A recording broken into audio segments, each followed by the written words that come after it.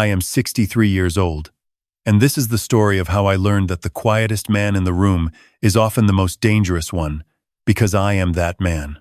My name is not important. What is important is what happened at the restaurant my son's future in-laws chose specifically to make me feel small. They succeeded for about 45 minutes. Then everything changed. But let me start at the beginning, because the beginning matters.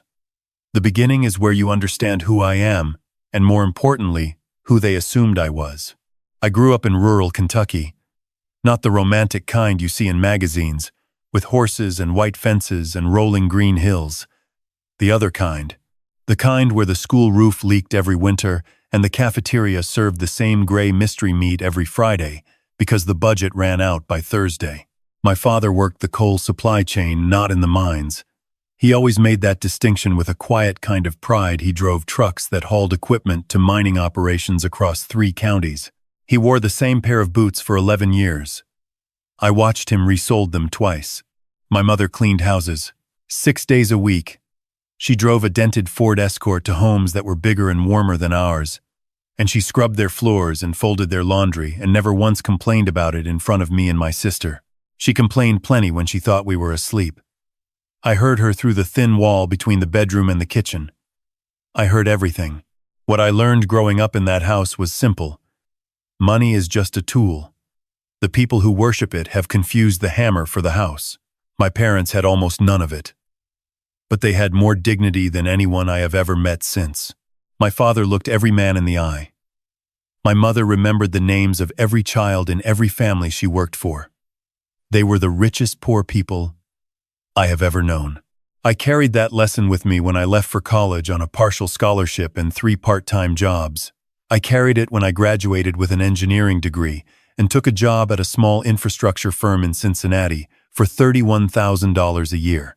I carried it through 15 years of building that firm into something worth building, through 2 failed partnerships, and 1 successful one, through the slow and unglamorous accumulation of contracts and reputation, and eventually, quietly, serious wealth. I carried it so carefully that almost no one knew. That was a choice. A deliberate one. When my wife, Eleanor, God rest her, passed away 12 years ago from pancreatic cancer, she told me something in her last week that I have never forgotten. She said, "Raymond, the people who love you for what you have will leave the moment it's gone. The people who love you for who you are will stay through everything."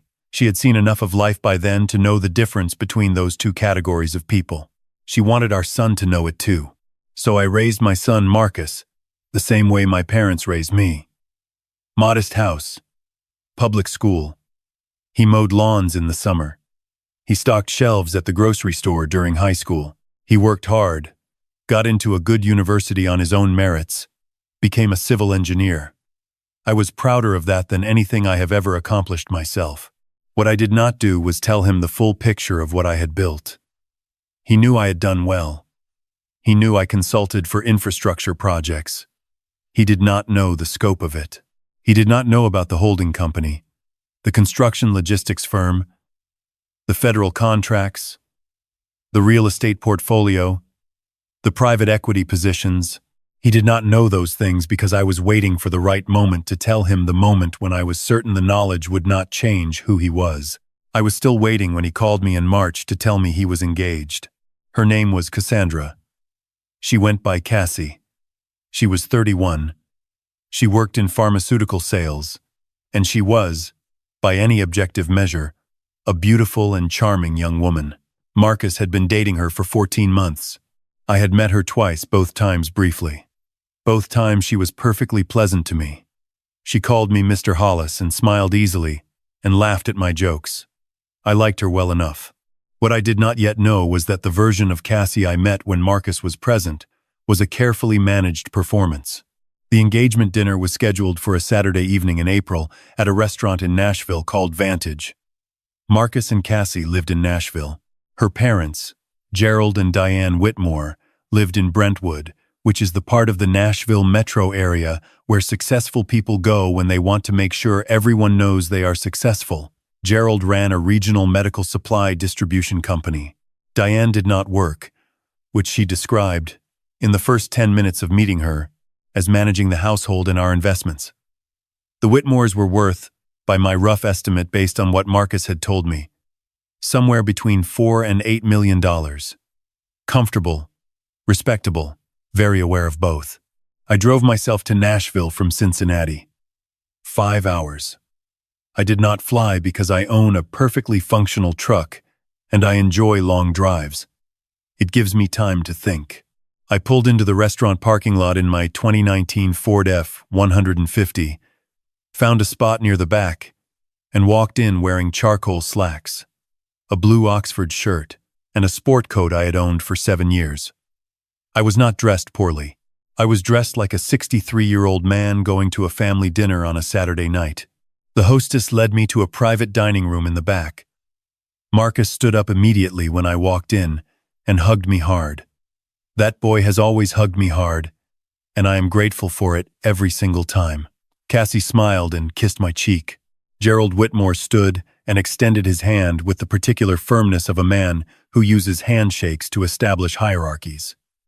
Diane Whitmore remained seated, looked me up and down, in a way she clearly thought was subtle, and offered me a smile that did not quite reach her eyes. I sat down. The waiter appeared almost immediately. Gerald was already holding the wine list with the comfort of a man who had studied it before arrival. Raymond. He said he had moved straight to first names without asking. Which is its own kind of signal. Do you know much about Burgundy? A little, I said. He ordered a bottle that I recognized from the list as being priced at $460. He did not show me the list. He ordered as if the price was simply not a category that required discussion. I understood immediately what was happening. This was the opening move. The evening started pleasantly enough. Marcus talked about a bridge project he was working on. Cassie talked about her sales territory expansion. Gerald talked about his company's new contract with a hospital network in Memphis. Diane asked me where I lived, and when I said Cincinnati, she nodded in the way people nod when you confirm a suspicion they are not proud of having. It was around the time the entrees arrived that the temperature in the room shifted. Gerald leaned back in his chair and looked at me with the expression of a man who has decided he has been patient long enough. So, Raymond, Marcus tells me you do consulting work. Infrastructure? He said. That's right, I said. What does that look like? Day to day. You have an office?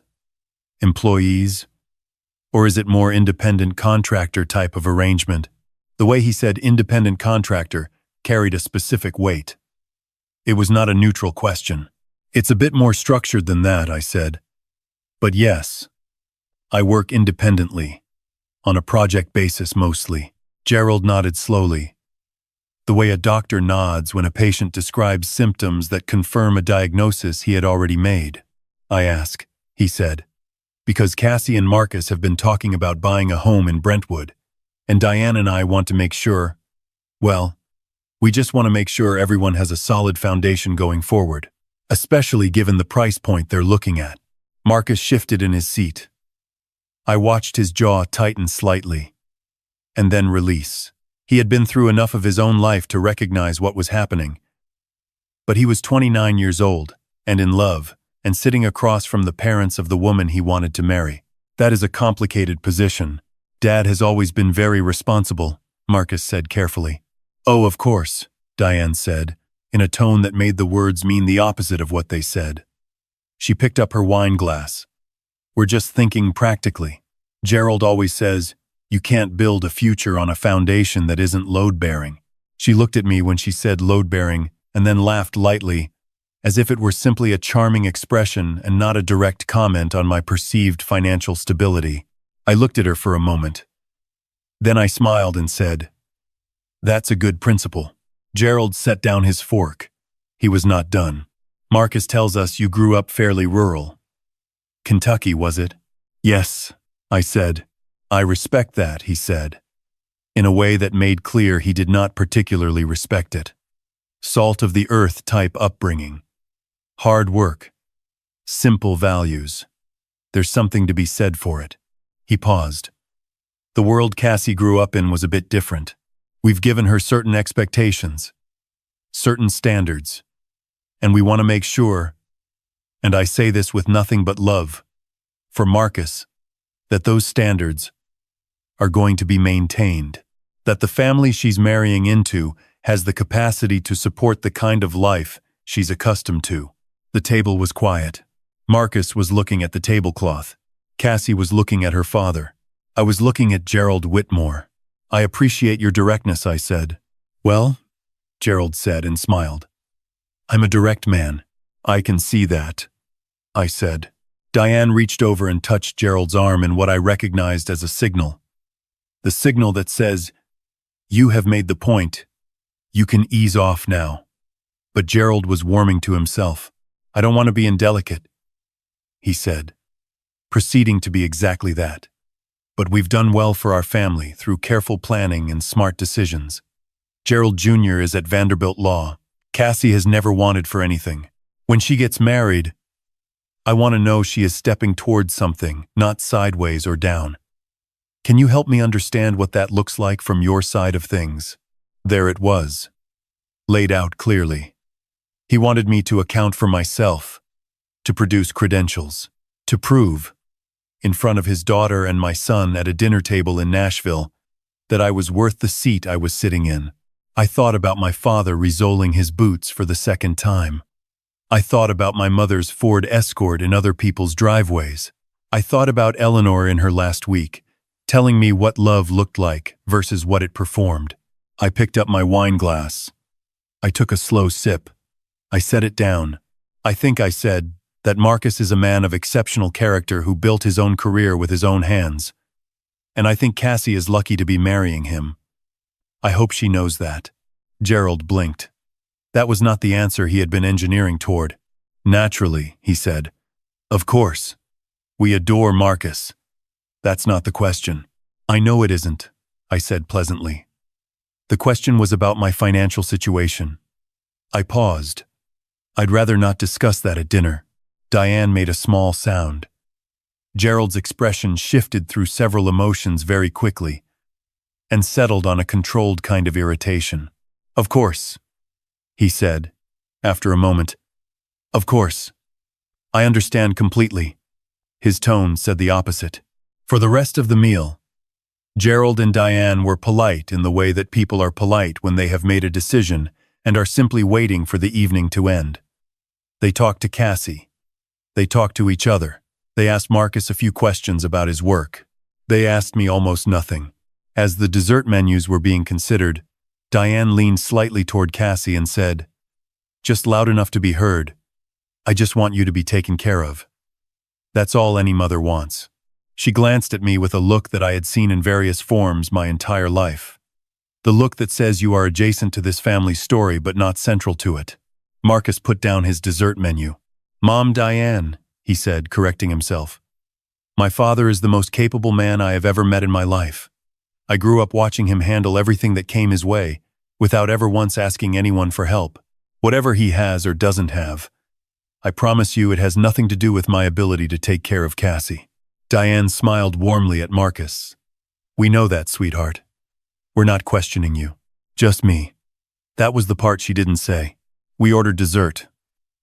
We finished it. The check came. Gerald reached for it with practiced authority. He opened it. And I watched. I've been watching people open checks my whole adult life. I watched his eyes do the math, and then I watched his expression settle into the satisfied look of a man who is about to perform a gesture he has already scripted. He placed his credit card on the folder. I've got this, he said, in my direction particularly. Don't worry about it. That's generous, I said. Thank you. Of course, he said. And the smile he gave me was the smile you give the valet. In the parking lot, Marcus walked me to my truck. He was quiet for a moment and then he said, Dad, I'm sorry. They're not usually like that. It's fine, I said. It's not fine, he said. It was rude.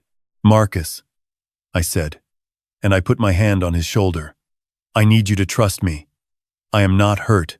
I promise you that. And I need you to understand something. I looked at him directly. Everything I have built, everything I have, all of it is yours eventually. But more importantly, all of who you are is already yours. That's the only thing that has ever mattered to me. Do you understand? He looked at me for a long moment. What do you mean, everything you've built? I mean that when the time is right, I said. You and I are going to have a longer conversation than we've had before. And some things are going to make more sense after that conversation. I squeezed his shoulder. But that's for another day. Tonight I want you to go back in there, have a drink with the people you love, and enjoy being engaged. He searched my face. Marcus has always been able to tell when I am carrying something. Dad, go back inside, I said. I smiled. I'm serious. Go. He hugged me again, long and hard, and then he went. I drove back to Cincinnati through the dark, and I spent those 5 hours making several phone calls that I had been postponing for reasons I could no longer justify. The first call was to my attorney, a woman named Patricia Chen who has handled my affairs for 18 years and who has never once been surprised by anything I have asked her to do. The second call was to my financial advisor.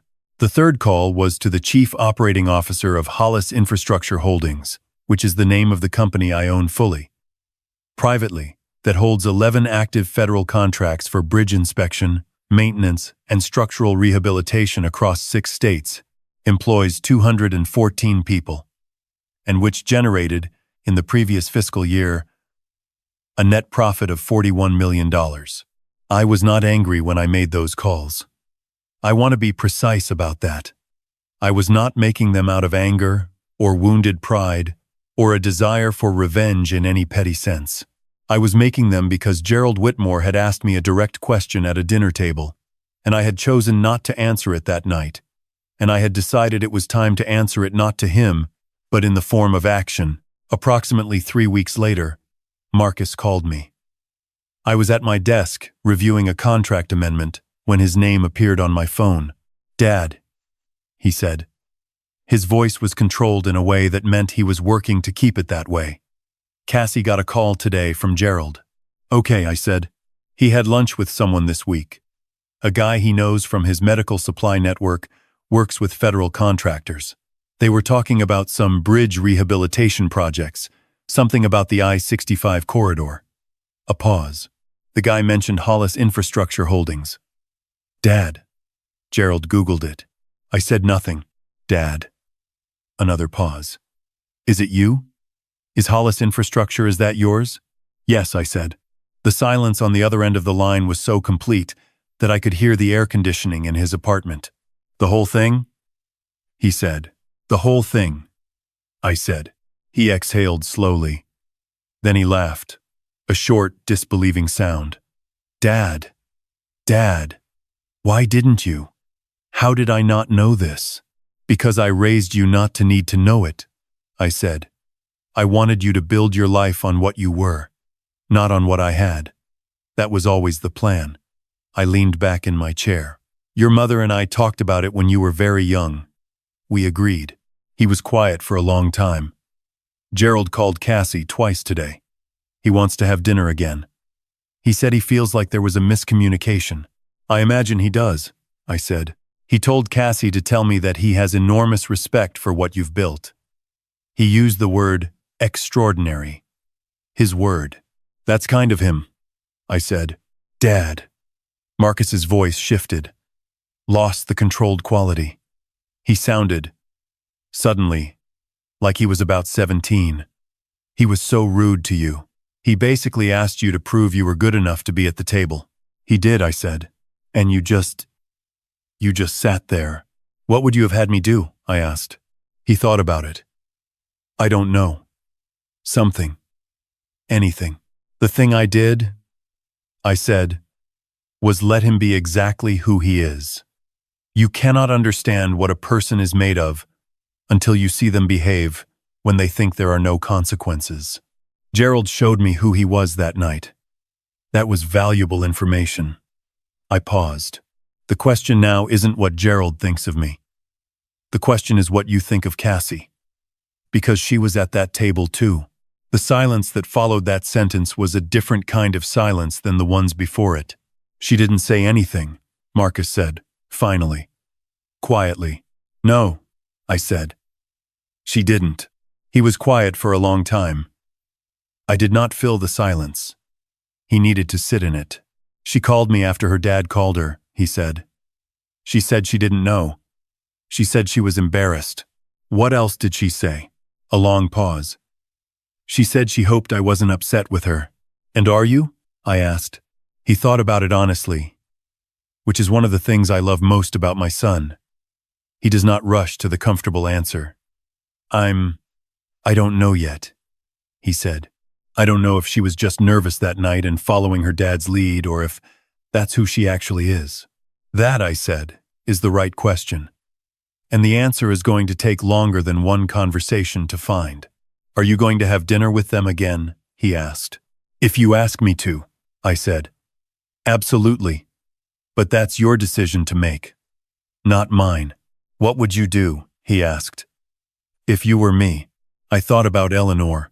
I thought about 31 years of marriage to a woman who had looked at me directly in every season of our life together and seen exactly who I was, not what I owned, not what I earned, not what my family name carried.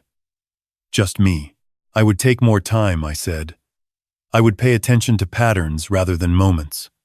I would watch how she talks about her parents when they're not in the room, and I would remember that who a person becomes under pressure is the only version of them that is completely true. Marcus was quiet. Dad, he said. I love you. I love you too, son, I said. More than anything I have ever built.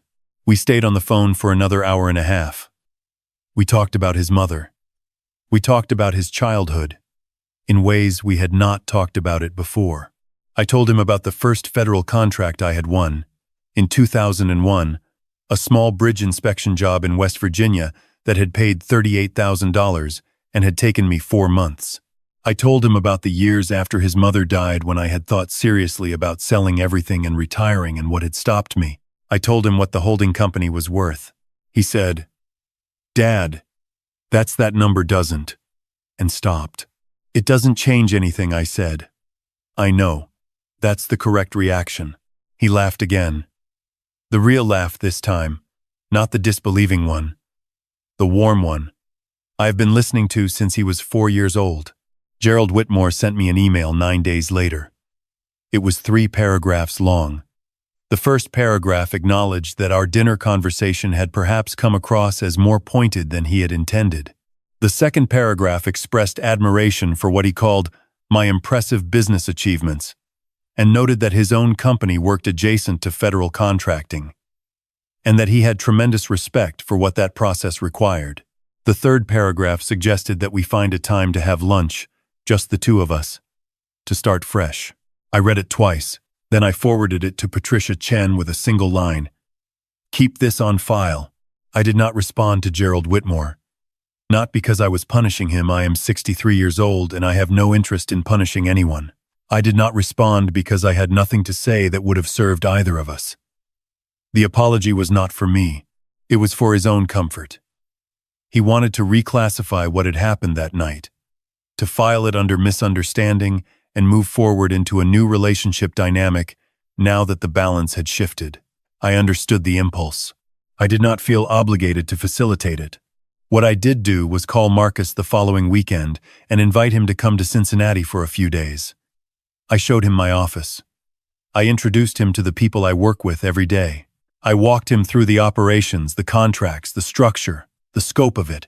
I showed him the framed photograph I keep on the wall behind my desk, the one of my father standing beside his truck in 1987, his hand resting on the side mirror, squinting into the sun. I showed Marcus the resold boot I had kept in a box in my closet for 30 years, one of the ones my father had worn through 2 sets of soles before giving up on them. The man who owned everything I'm going to show you today, I told my son, learned how to be that man from a person who resold his boots twice because he didn't have money for new ones, and who looked every man in the eye without apology. I looked at Marcus. That is the inheritance that matters. Everything else is just a number. My son is thoughtful. He stood quietly for a long time looking at that boot. Then he said, Grandpa would have gotten a real kick out of all this. He would have said I was showing off, I said. Marcus laughed. He absolutely would have. Marcus and Cassie are still together. They are working through things, slowly and honestly, in the way that people who are genuinely trying do. She has had some hard conversations with her parents about that dinner, conversations that Marcus has told me were not easy for anyone involved. Whether that relationship has a future or not is entirely their business, and none of mine. What I know is my son is asking the right questions. That is all I ever wanted. Gerald Whitmore has not contacted me again. I expect one day he will, if Marcus and Cassie do eventually marry.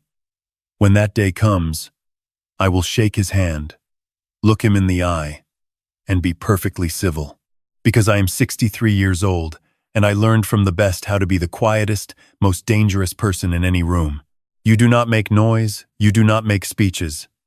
You simply know who you are, and you let time do the rest. My father taught me that.